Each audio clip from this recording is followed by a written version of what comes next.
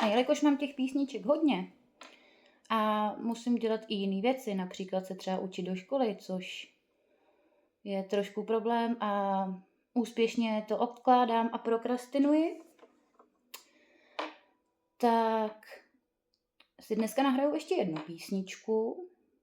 Jmenuje se Mokoš a je vlastně o slovanských božstvech a vznikla způsobem, že mě vlastně hrozně štvalo, že na středních školách nebo i na základních školách se učíme různě o světových náboženstvích, o kulturách podobně, ale že se strašně málo učí o Slovanech, jako kdyby vymizelo to vlastenectví, třeba i jako v rámci dějin umění na uměleckých školách, ty Slovani se prostě neprobírají. A mě to tak štvalo, že jsem to tak konzultovala s mamkou a ta mi sehnala nějakou diplomovou práci nějaký studentky o Slovanech a na základě jí já jsem potom složila písničku.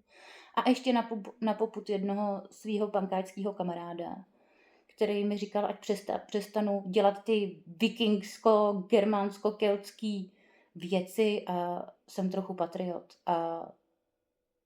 Takže díky, mamko, a díky, rybičko.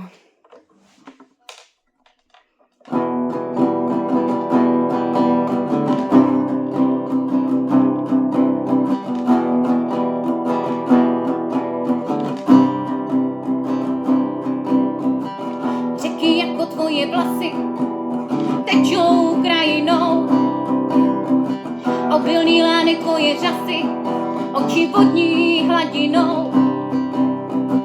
Cévy spojený s půdě pod nohama, kořeny stromů, blahodárnou vláhu vléváš do žil všem svým Slovanům. O Mokoš,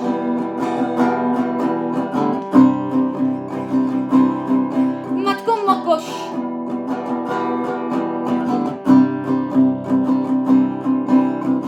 kdo se je vítr bouři sklízí, no tak boj se a bare.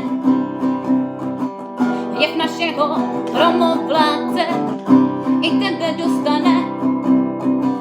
A co slavná franská vojska zmůžou proti Perunu?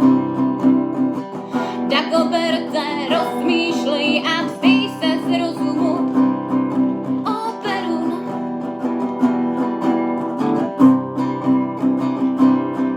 otec Perun,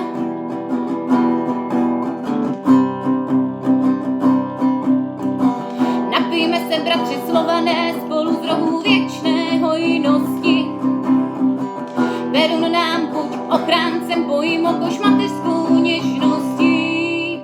Svarok nám ukoval slunečně kotouč v nebeských kleštích. Stvořil svět, jaký známe, a teď spí. Svaružic za něj vládne, hlídá nás, děti ze Zakarpatí svým bystrým